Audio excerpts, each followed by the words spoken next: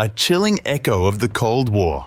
Moscow threatens to place nuclear missiles in Latin America as Putin flaunts new doomsday weapons. Washington weighs strikes on Venezuela. The shadow of 1962 looms once again, with nuclear rhetoric, military manoeuvres, and power politics colliding in the Caribbean. History rhymes, this time louder.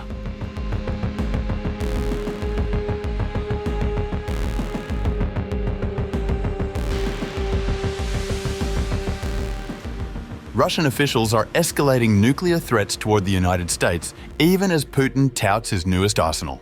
According to the News Bobby G report, Russian State Duma Defense Committee Deputy Chairperson Alexei Zhuravlyov warned that Moscow could deliver nuclear missiles to Venezuela and Cuba, calling the US an enemy of Russia.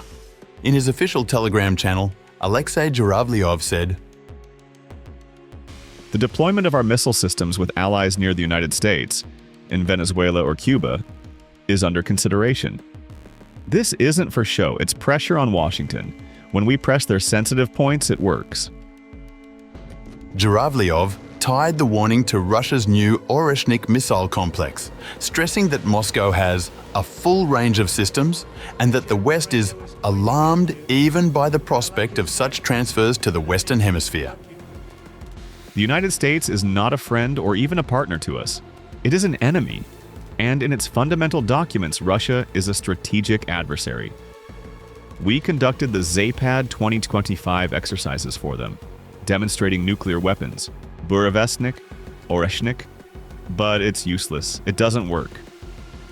What does work is when we press on their sensitive points. Any war ends with the capture of the capital.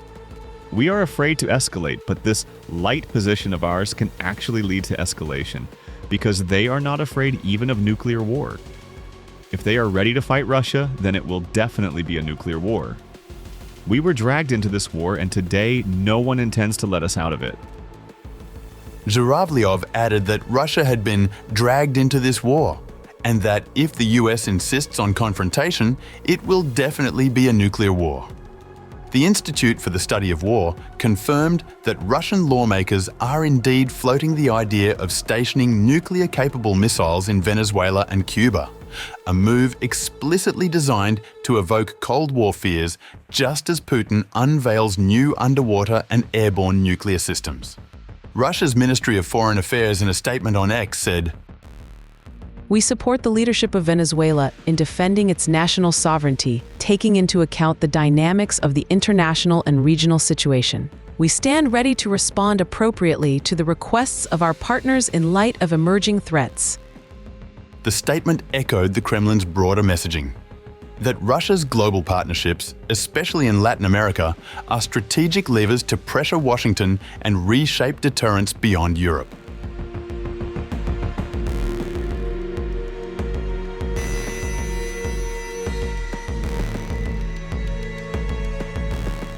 This rhetoric comes amid Russia's ongoing war in Ukraine, where Moscow has leaned heavily on nuclear signaling to intimidate Kyiv's Western allies. On October 29th, Putin announced that Russia had successfully tested the nuclear-powered Poseidon unmanned underwater vehicle, emphasizing its speed, range, and destructive power.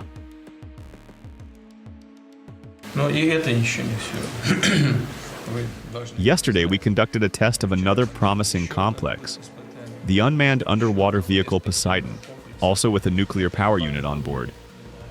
For the first time, we managed not only to launch it using a starter motor from a carrier submarine, but also to start up a nuclear power plant, which allowed the device to operate for a certain period of time. This is a huge success.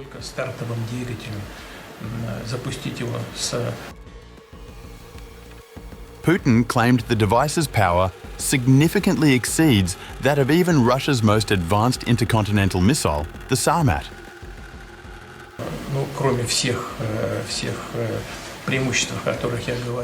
Besides all the advantages I mentioned, it's also very small. The latest missile is 1,000 times smaller than a nuclear reactor on a submarine. Poseidon is 100 times smaller than a nuclear reactor on a submarine. Yet, the power of Poseidon significantly exceeds that of even our most promising Sarmat intercontinental range missile.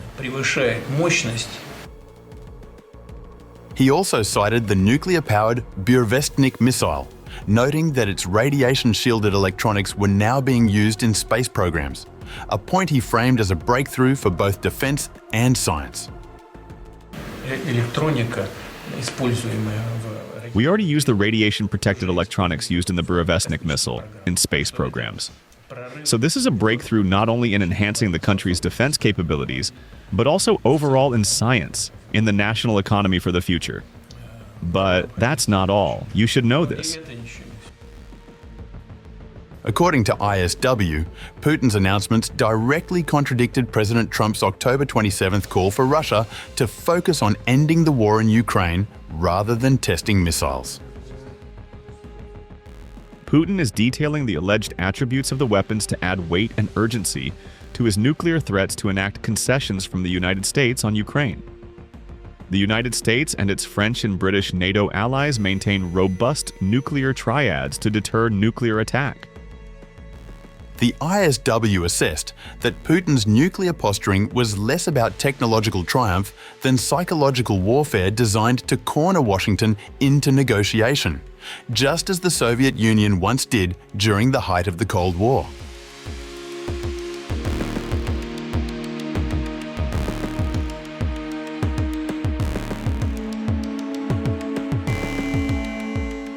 The spectre haunting this crisis is not new. It carries the unmistakable shadow of 1962.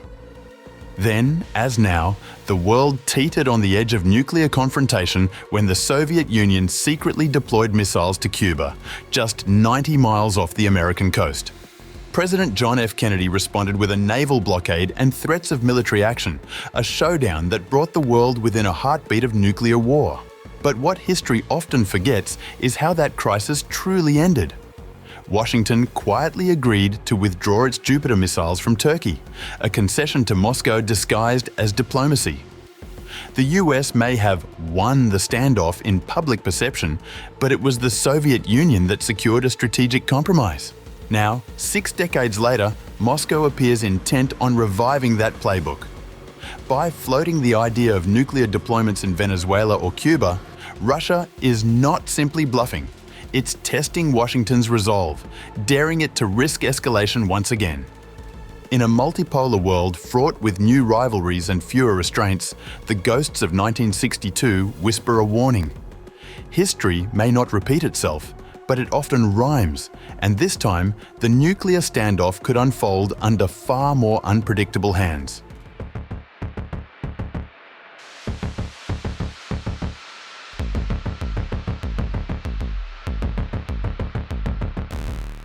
Even as Moscow raises the nuclear stakes, Washington is weighing its own show of force. The Trump administration is considering airstrikes on Venezuelan military sites allegedly tied to drug trafficking, a move officials describe as a potential turning point in Washington's campaign to unseat President Nicolas Maduro.